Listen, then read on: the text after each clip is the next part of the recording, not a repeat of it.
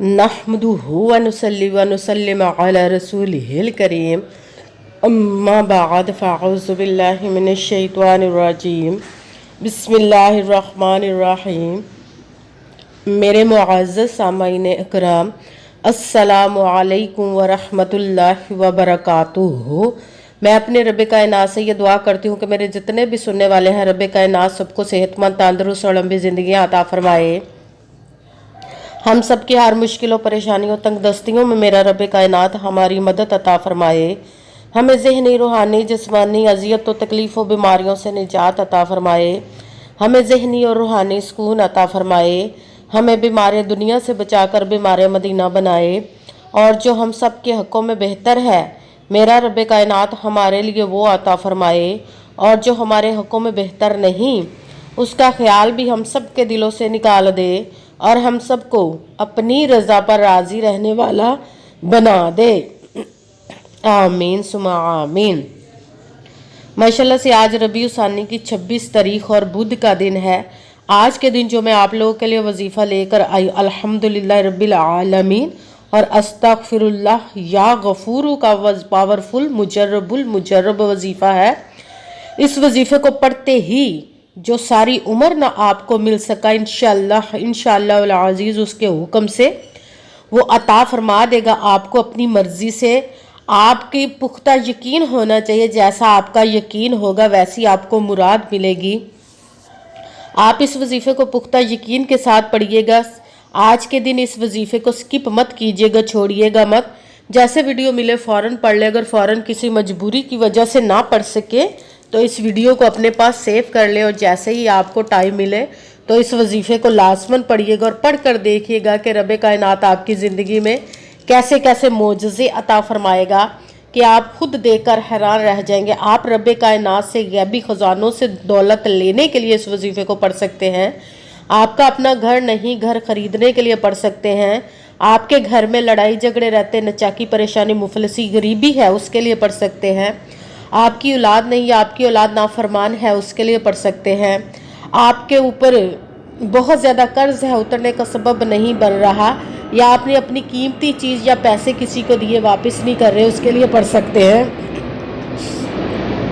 आप इस वजीफ़े को, आपकी शादी नहीं हो रही या आपके बच्चों की शादियाँ नहीं हो रही, उसके लिए पढ़ सकते हैं। आपके पास अच्छी जॉब नहीं, जॉब लेने के लिए पढ़ सकते हैं। आपका अच्छा भला कारोबार चलता हुआ अचानक से बंद हो गया, उसके लिए पढ़ सकते हैं। आपके घर में, आपकी ज़िंदगी में सुकून नहीं, आपके कारोबार में, दौलत में, रिज़्क में बरकत नहीं, उसके लिए पढ़ सकते हैं। आप इस वजीफ़े को, आप पर जादू, टूना, बंदिश, नज़र बद, हसद, कुछ भी उसको ख़त्म करने के लिए पढ़ सकते हैं।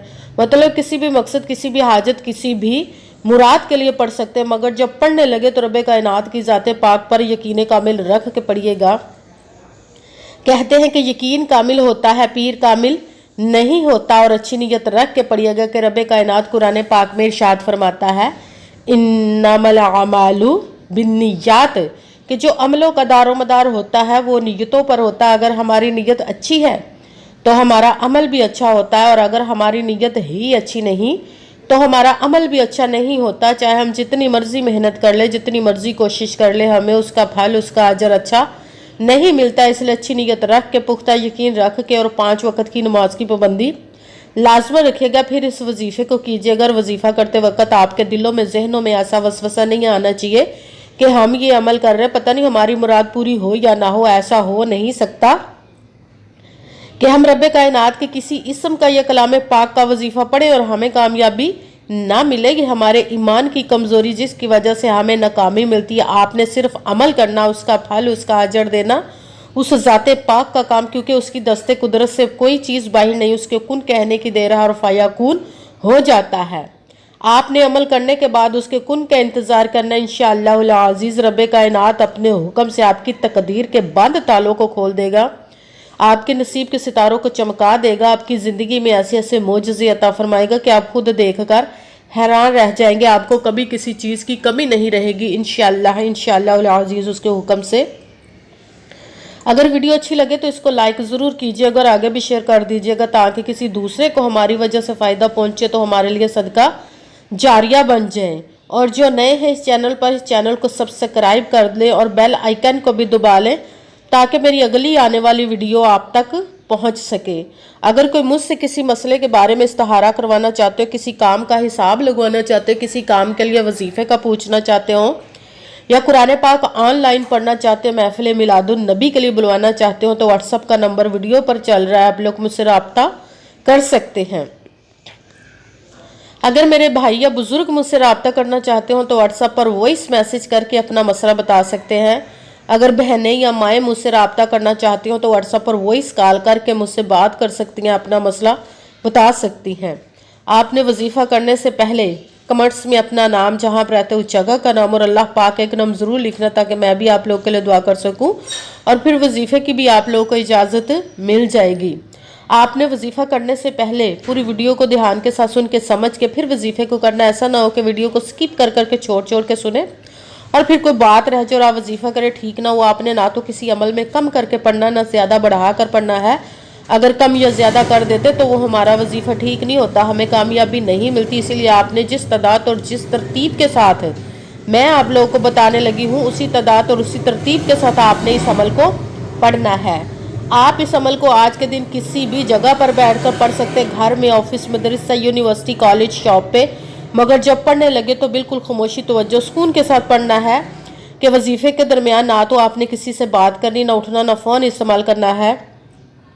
اگر ہم وظیفے کے درمیان کسی سے بات کر لیتے، اٹھ جاتے، تو وہ ہمارا وظیفہ ٹھیک نہیں ہوتا، ہمیں کامیابی نہیں ملتی۔ اسی لیے آپ نے مکمل وظیفہ پڑھنے کے بعد کسی سے بات کرنی، اٹھنا یا کہ فون استعمال کرنا ہے۔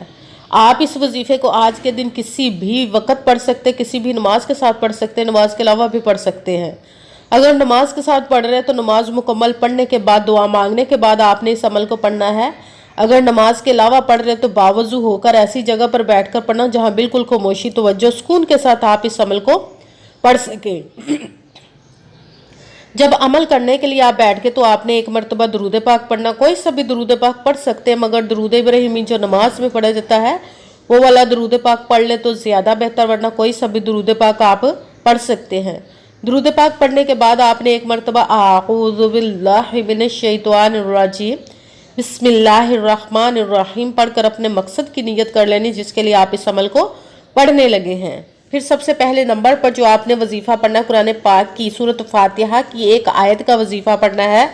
الحمدللہ رب العالمین، الحمدللہ رب العالمین، الحمدللہ رب العالمین، الحمدللہ رب العالمین، الحمدللہ رب العالمین، الحمدللہ رب العالمین۔ اس کو آپ نے 41 مرتبہ 41 ٹائم پڑھنا ہے۔ پھر ساتھ ہی دوسرے نمبر پر جو وظیفہ پڑھنا ہے وہ ہے استغفر اللہ، استغفر اللہ، استغفر اللہ، استغفر اللہ، استغفر اللہ، استغفر اللہ، استغفر اللہ۔ اس کو آپ نے 11 مرتبہ 11 ٹائم پڑھنا ہے۔ پھر ساتھ ہی تیسرے نمبر پر جو وظیفہ پڑھنا وہ رب کائنات کے ایک اسم مبارک کا پڑھنا، وہ ہے یا غفورو، یا غفورو، یا غفورو، یا غفورو، یا غفورو، یا غفورو، یا غفورو، یا غفورو۔ اس کو آپ نے 21 مرتبہ 21 ٹائم پڑھنا ہے۔ سب سے پہلے ایک مرتبہ درود پاک پڑھا، پھر ایک مرتبہ اعوذ باللہ من الشیطان الرجیم بسم اللہ الرحمن الرحیم پڑھ کر اپنے مقصد کی نیت کرنی جس کے لیے آپ اس عمل کو پڑھنے لگے ہیں۔ پھر پہلے نمبر پر جو آپ نے وظیفہ پڑھنا سورۃ فاتحہ کی ایک آیت کا الحمدللہ رب العالمین، اس کو آپ نے 41 مرتبہ 41 ٹائم پڑھنا۔ پھر ساتھ دوسرے نمبر پر جو وظیفہ پڑھنا وہ ہے استغفر اللہ، اس کو آپ نے 11 مرتبہ 11 ٹائم پڑھنا۔ پھر ساتھ تیسرے نمبر پر جو وظیفہ پڑھنا ہے رب کائنات کے ایک اسم مبارک کا پڑھنا یا غفورو، اس کو آپ نے 21 مرتبہ 21 ٹائم پڑھنا۔ پھر وہی درود پاک پڑھنا جو درود پاک آپ نے وظیفہ شروع کرنے سے پہلے پڑھا تھا۔